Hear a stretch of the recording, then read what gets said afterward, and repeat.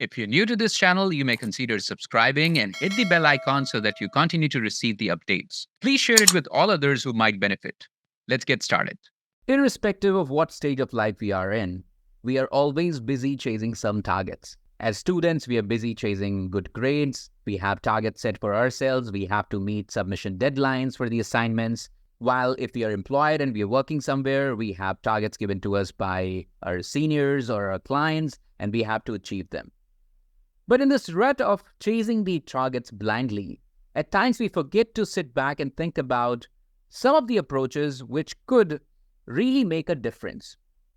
Well, thankfully, one such approach in the context of business was introduced by Robert S. Kaplan and David P. Norton in the early 1990s. This was a Harvard Business Review article published in the year 1992, which introduced the idea of Balanced Business Scorecard. So this tutorial is an all-theoretical tutorial which will talk about the motivation behind Balanced Business Scorecard, why it became so popular, why do companies like Apple, the tech company, the companies like AMD, the chip company, and conglomerates like General Motors have embraced Balanced Business Scorecard.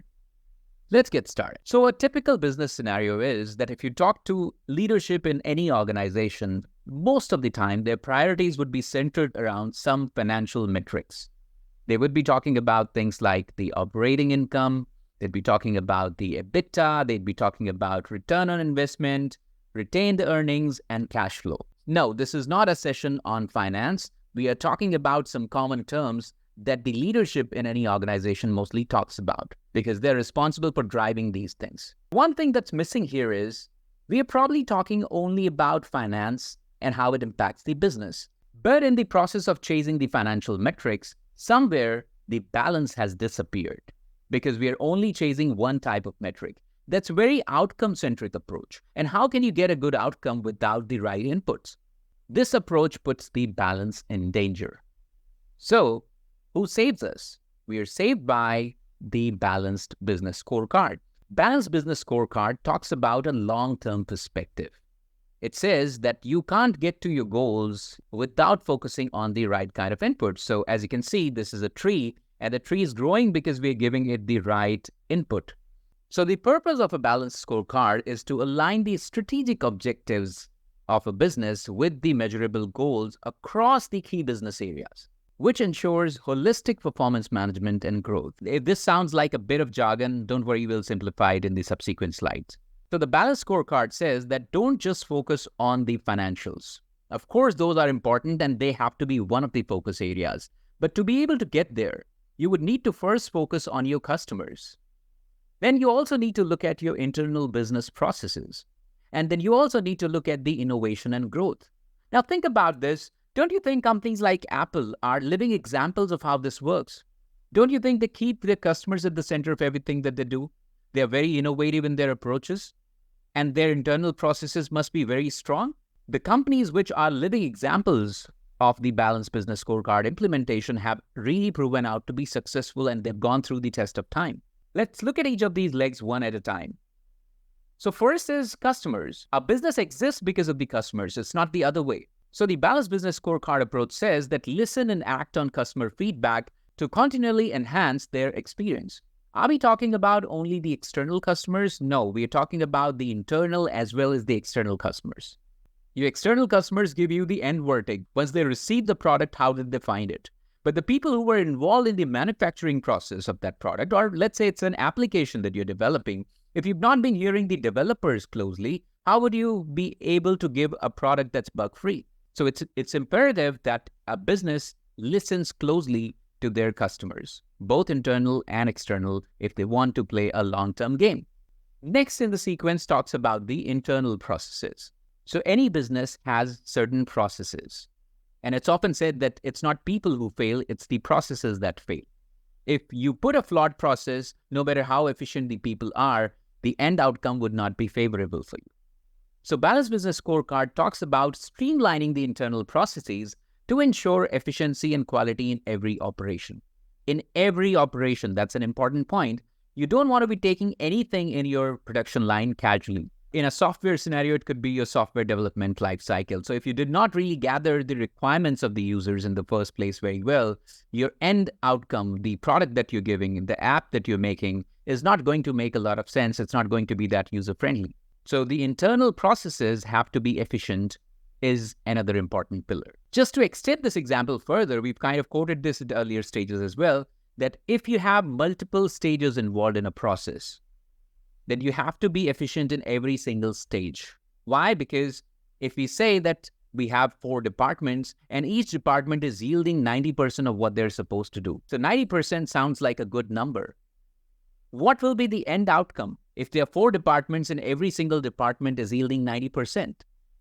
No, it's not going to be 90%. It's going to be something like this. Because the first department is able to do 90%. The second department works on what they received from the previous department. And so on and so forth, the chain goes. So if you look at the end outcome in this case, it's only about 66%. What does it mean? Nearly 1/3 of the opportunity is completely lost, which is a big red flag. This is also known as the hidden factory. So what we see on the surface is a small amount of it. A lot of it is hidden. If you keep on building inefficiencies in your system, you would be seeing a lot of leakages and losses.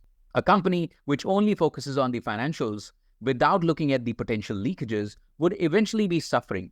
Finally, innovation. In these times, when we are talking about generative AI, when we are talking about systems competing with human intelligence, can we think of surviving without innovation? A company which continues to adapt and work with old school methods, do you think they'll be able to survive the competition? Innovation could be seen in multiple ways. It could be involved in producing a product. It could also be involved in reaching out to the right audiences.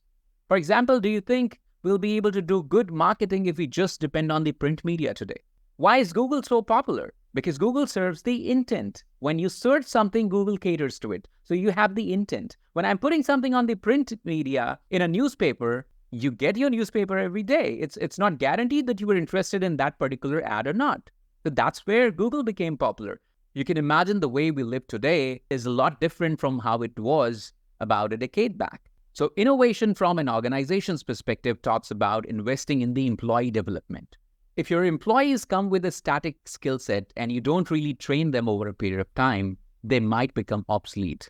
That's why there's a lot of focus now. A lot of companies are investing heavily on the emerging technologies. So imagine this is something Norton and Kaplan were able to envision almost 35, 40 years back, how powerful this is. I'll give you a quick example of how does a balanced business scorecard look like. So you can imagine pre-balanced business scorecard approach, your metrics would have looked something like this. It would only have the financial metrics. But after the balanced business scorecard got introduced, they introduced the customer-centric approaches. Now, you're not necessarily measuring them all in the dollar value, but there are some measurements being made for each of the additional areas. And the important piece is that you need to measure, because if you don't measure, you can't manage. So not all the other metrics that you see here are directly convertible into a dollar value, but they do contribute to it in some way or the other. For example, how many trained employees you have with a particular skill set? What is their score? How's the progress happening? Are the people upgrading their skill over a period of time or not? This is also something that can be measured. Now, we're not saying you stick to the same set of metrics listed here. It's just an example. But every organization needs to start thinking like this is the key idea. That you don't just look at the financial deliverables, but also look at what are the inputs that lead to it. Now, how do we know that an organization has actually realized the balanced business scorecard? For this, I'll have to tell you a real-world story. During a training session at a large electrical plant, a professor was observing the operations of the facility. As the session took a break, he noticed a junior employee working with remarkable focus and attention to detail. Curious about the employee's intense concentration, the professor approached him and asked, "Why are you so engrossed in your work?" The employee paused for a moment, then looked up and explained, "This fan that you're seeing, it's not just any fan. It's responsible for cooling the turbine. If the blades of this fan are not properly examined or maintained, there is a real risk that the turbine could overheat, which could cause a failure in the power grid." The professor, taken aback by the gravity of employee's answer, nodded slowly. He had expected a simple response, but the employee's understanding of the interconnectedness of the plant's operations and his clear sense of responsibility left a lasting impression. So how does this connect to a balanced business scorecard? Well, the fact is that when you have a balanced business scorecard approach, every single person understands how his or her contributions affect the end outcome. That's why you're not just looking at the end outcome and saying this much is what we saved or this much is a profit. You're talking about efficiency at all stages of execution. So the key to the success of a balanced business scorecard in an organization is when you link an employee's KRAs or key result areas with the business KPIs or key performance indicators. If an employee at the lowest level understands that his negligence could cause a grid failure, you can imagine how ownership-driven and responsible is the overall culture in an organization. The companies that are doing great, that are super successful, are not there just because they had a brilliant idea. They have an even stronger execution. So I hope this tutorial gives you clarity on the importance of a balanced business scorecard and how it has done wonders for some of the greatest companies in the world.